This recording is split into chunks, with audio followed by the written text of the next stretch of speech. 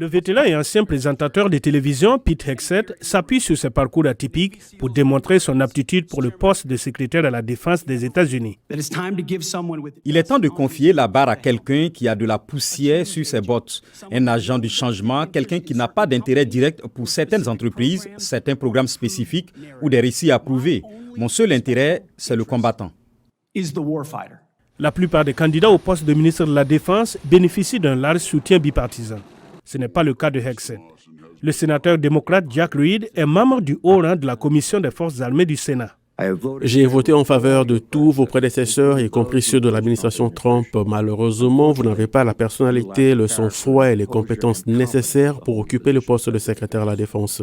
M. Hegseth a été félicité par les républicains qui estiment qu'un Pentagone axé sur la diversité, l'équité et l'inclusion a affaibli l'armée. Je n'ai aucun doute sur le fait qu'il va ramener le Pentagone à sa mission première, la préparation létale. C'est cet esprit guerrier que nos amis respecteront.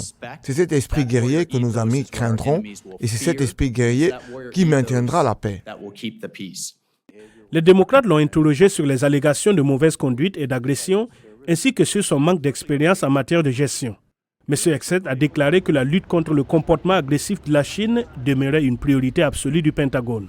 Nous travaillerons avec nos partenaires et alliés pour dissuader les Chinois communistes d'agresser l'Indo-Pacifique. Démocrates et républicains ont pressé Hegseth sur ses récents écrits et commentaires contre les femmes au combat. Je dis tout simplement que nous ne devrions pas avoir de femmes dans les rôles de combat.